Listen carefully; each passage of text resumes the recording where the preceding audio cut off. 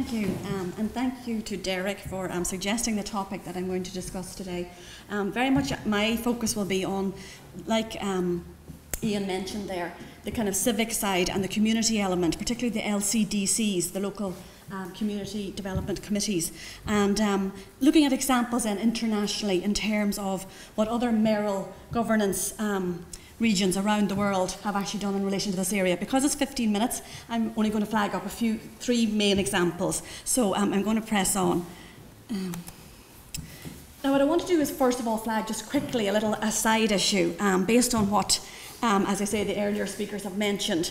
Mark actually covered in the LA Times. We actually produce in the IPA a local authority Times, and it's free up on our website under latest news, and it's twice yearly. And when Mark was editor of that production, he flagged up the trial that was actually created, a public trial in 2003, and all 8 members of that jury panel under the chairmanship of Vincent Browne in the King's Inns actually agreed on the whole concept. But a straw poll of the audience actually found out that after the debate they actually went to 59% were actually in favour. But Mark actually noted earlier in the article that on the way in there was a straw poll before the trial and 79% were actually in agreement. So it had fallen 20% by the end of that trial. And as I say, then there was also a kind of a straw poll done on Grafton Street. And again, people were open to the concept, but they wanted it more so in a representational model rather than giving it any decision-making or executive powers. So as we see, we're kind of getting that reflected, as the earlier speakers mentioned, in terms of people moving towards more the chairman role and such like in the council version in the United States now versus the directly elected type mayoral model, and that would be reflected in 2008 and that article that Mark actually wrote in the LA Times at that time. Another colleague in the IPA actually was involved in the colloquium in 2013 in relation to the whole directly elected mayor proposal at that stage. And again, as Mark alluded to earlier in his description of the models, there were 3 options presented, and as we know, the plebiscite never materialised because of the decision to allow the 4 local authorities to decide a majority whether they would allow the plebiscite to go ahead. Again, now here we are in 2016, and as Mark and and Pauline and others have mentioned earlier, it comes back again cyclically, and here we are with the proposal for a directly elected mayor, and whether we're going to question the detail in terms of this model, whether it should have a new authority, an office maybe, in terms of having a sub-deputy mayor or such like as the international models refer to, like the London model where you have a Greater London Authority. These kind of ideas are there in terms of the minutiae that I see in the examples being proposed. But as I say, the devil's in the detail, and very much as Mark mentioned earlier, we do need more debate around these issues and what is being proposed, because as I say, the people will want to see the detail in terms of, is it an executive model or is it a more representational one that is being promoted, a bit like a more boosted up Lord Mayor of Dublin. So very much, as I say, the proposals as well internationally determine whether it's a 4-year term in most examples, but we're proposing here in most of the proposals I've looked at 5-year term, and it's quite unusual that, because 4 years seems to be renewed by most people in the international models, and it usually becomes an 8-year term for most people. As I say, why? Why now? Well, a lot of the councillors out there, I was looking at some Dublin City councillors, the Dublin councillors' websites, and what I did find was that quite a number of them have flagged up a few examples of why we need a mayor. And one was the M50 Ring Road disagreement that happened recently with the National Transport Authority and Dublin City Council, and whether that maybe the councillors voted for more public transport options rather than the ring road, and if we had a directly elected mayor, they felt that this would actually drive a strategic vision for the city where we could overcome a lot of the nitty-gritty issues that are happening at the moment. The other example flagged up by a lot of politicians was the recent Web Summit moving to Portugal, and that it was all over issues to do with infrastructure and transport access. And if you have these functions under a good, robust, strategic vision under a mayoral office, a lot of these issues may not come to a head like they have in recent years. Now, as I say, Derek asked me to look at the Local Community Development Committee aspect, that is in situ at the moment, and that's another reason why would we actually look at proposing a directly elected mayor, since collaboration is already happening. the local community development committees in each of these 4 regions have actually set out a 2016 to a 2021 plan already, covering the objectives of economic development, local community development, and all the other partnerships that are actually happening there on the ground between these different civic authorities and stakeholders. So we kind of question why. Why would you need a new model over this? Well, I kind of think maybe 2 suggestions. The existing structures, yes, are showing collaboration. It's happening there in the 4 authority areas. But the mayoral idea, or the directly elected mayor office, will provide that strategic vision overarching these and pulling the threads together with greater focus and a key strategic dimension on a lot of these issues and the examples I mentioned earlier.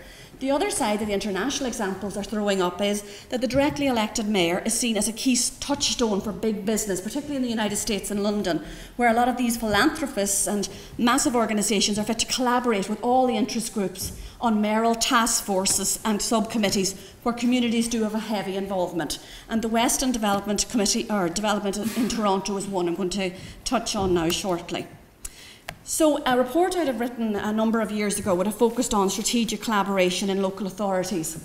And you can actually get that free on the IPA website also under our research division. So we've all this free research if you so wish. But Norris and Turrell and Clay would emphasise that strategic collaboration is the key. It's about the intentionality of that collaboration effort that's going on, rather than just collaboration for collaboration's sake, but that people still remain within their whole spatial areas and in their silos. So it's very important that we actually see strategic collaboration, and I think that's one of the key elements for a DEM being created. Now, it's very, as I say, the intentionality is the key, and that will be very much flagged up by Norris, Turrell and Clay. And these can be seen in the examples of strategic collaboration projects in London. Now, I'm not going to go into the detail because Colin referred to all this earlier about the machinations of the London Mayor Office and the 4-year term, etc. But there are some examples of quite strategic initiatives that have happened under various mayors, and one is the High Street Fund, which was launched in 2015 to re-energise the high streets and to bring in civic crowdfunding platforms. So it's the first time a civic crowdfunding Space Hive website was actually used to pledge money on community projects dealing with high street and, as I say, underdeveloped and underutilised areas in the city. A report was actually published in 2013 as well, prior to this, on the whole development of the culture quarter and artistic areas, and to create more community emphasis in a lot of these projects in terms of the funding. The other aspect is the recent one called the Mayor's Pocket Park. And these were 100 mini oases that were to be created in London, and actually very much create a vibrancy by bringing in the communities in all these areas where, you know, car parks were developed into green areas. There was culture quarters, pop-up artistic areas and artistic projects. Bridges were revamped into artistic areas also, and most of the projects got between 18 and 20,000 in all these different areas. And as I say, Pocket Park was one of these kind of cross-collaborative initiatives, again, between community and the civic offices, where 78 projects were funded. Again, as Pauline mentioned earlier, the equality agenda on Sadiq Khan's recent 100 days of milestones is something important as well. It has been actually the review of the pay audit in City Hall is something new as well. That has been driven by the vision of the Mayor under key strategic areas. The London Night Tube service and other aspects of transport there that can be developed through the Mayor prioritising a certain number of key strategic areas in his first 100 days in office. And that vision is something that, as I say, a directly elected Mayor can actually bring forward. In Toronto, again, we have another 4-year term Mayor, directly elected, but he also acts as Chief Executive Officer of that city, and very much is involved in a lot of committees. There are 11 committees in Toronto City Council, and he chairs, or his Deputy Mayor chairs, quite a number of those standing committees. And they actually pull in all the key stakeholders and look at all the key areas where actually budget is backed up with what are the priorities of that Mayor of Toronto. As I say, I want to flag up one example from Toronto. It's the Western Development Project, and it was actually brought together a whole area that was underdeveloped to create this artscape, to redevelop a parking lot which was under the Toronto Parking Authority, and to create this community involvement where actually anything that was in public property ownership would have to have a community benefits policy aspect if they're to revamp any public land or public buildings. And that's a new initiative to actually ensure that community are benefiting from a lot of the public land that we have. And I know from NAMA in this country, some sort of initiative along that lines of actually putting down a benchmark could be driven by a directly elected mayor in Dublin to ensure that these derelict sites or houses or such like can be utilised to benefit the community, or a key issue such as our housing crisis at the moment. A mayor would be fit to drive that initiative forward. And as I say, it's a massive development. It's the biggest development in 40 years, driven by this, as I say, cross-collaborative effort by the mayor and all the stakeholders in Toronto. Again, as I say, there's a housing also committee there, and all the key stakeholders, particularly a secretary of a tenants housing association. She is on the main panel there as one of the main instigators on this task force that was set up by the mayor to ensure that all community elements are also shaping and driving the process forward. So very much, as I say, this is a key way that a mayor can actually drive initiatives and ensure that there's community interaction and inclusion on those task forces.